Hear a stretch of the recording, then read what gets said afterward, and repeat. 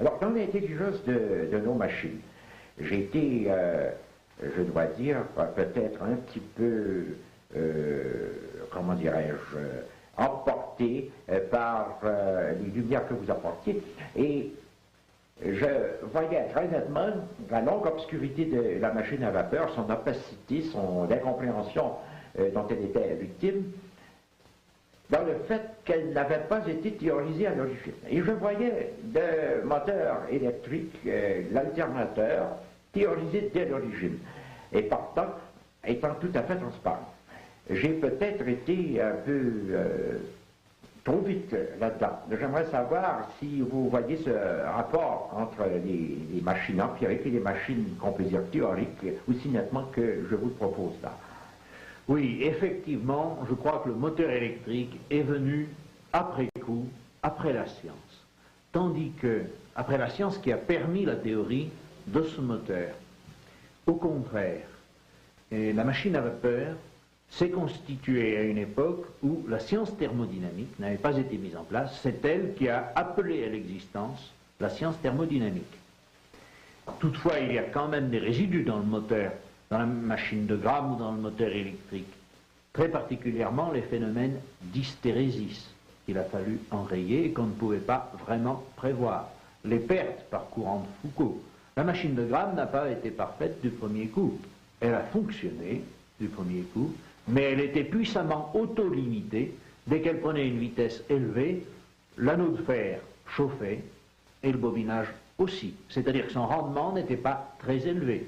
Pour arriver au beau rendement de 90-92% que l'on connaît à la machine de Gramme, il a fallu quand même perfectionner son noyau magnétique en le feuilletant et également améliorer le collecteur.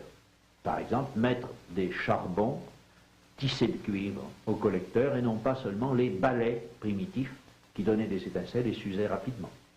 Je me suis fréquemment interrogé sur les rapports de l'empirisme et de la théorie quant à l'opacité ou à la transparence de certaines machines. Et j'ai fait peut-être une coupure en vous interprétant trop hâtive entre la machine empirique et la machine théorique. Ainsi, j'ai cru beaucoup que l'alternateur était, pour ainsi dire, tout entier issu de la légitimité théorique, par contraste avec l'illégitimité empirique, étant en pensant à la rationalité très développée de l'électricité. Est-ce que vous croyez que l'alternateur, par exemple, est une machine qu'on peut dire beaucoup plus transparente que toute machine à vapeur, justement à cause de cela, à cause du champ théorique dans lequel il a été développé, et à cause de la théorie même qui lui était inhérente? Je crois bien pour l'alternateur, car l'alternateur a été développé relativement tard. Il avait devant lui les essais concernant la machine de Gramme, qui est une machine à courant continu, laquelle peut être utilisée soit en machine émettrice, productrice d'énergie, soit en machine réceptrice. L'alternateur est venu plus tard et il est une application très directe des courants alternatifs pour les produire. Il est d'ailleurs, si l'on veut aussi, réversible par rapport au moteur à courant alternatif. L'alternateur doit être pensé dans le même courant théorique que celui qui a fait exister le transformateur de Ferranti. Nous nous trouvons là vers 1880 à peu près, au temps où la science positive était en train de se développer vers les techniques le plus puissamment possible, peut-être plus puissamment que jamais, avec une foi, avec un enthousiasme qui n'a pas été retrouvé depuis. Tout était bon à ce moment. Alors, ce sera vers cette époque que vous feriez, que vous logeriez le début de cette union de la technique et de la théorie, ou des sciences et des techniques qui sont devenues maintenant presque indiscernables. Le début, non, puisque la thermodynamique est relativement plus ancienne, mais disons l'amitié, la réversibilité de la théorie et de la science. L'amitié l'une pour l'autre et leur réversibilité, c'est effectivement à peu près à cette époque. Il y a un mode de pensée, une modalité de culture qui est l'unité, tout au moins la profonde amitié de la science et de la technique. C'est l'époque aussi du tube de Crookes, du tube de Coolidge, enfin de ce grand mouvement de science aussi bien que de technique. Et qui maintenant est plus qu'une amitié, c'est une liaison, un mariage.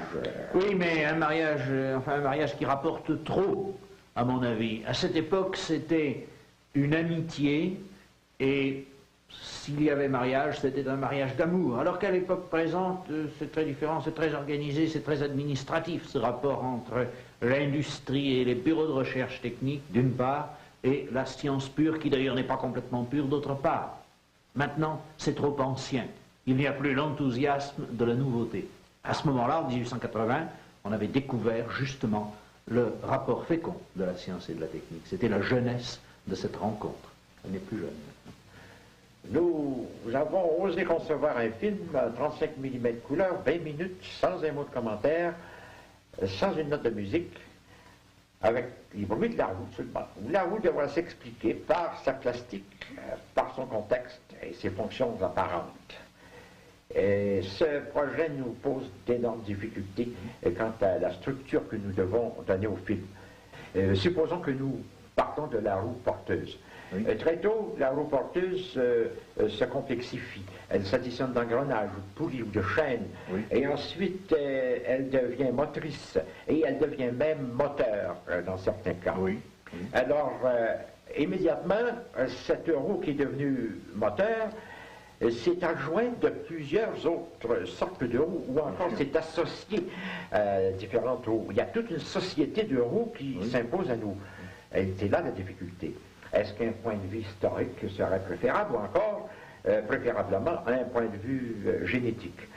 Mais génétique, oui. Ce serait là la solution, à votre avis?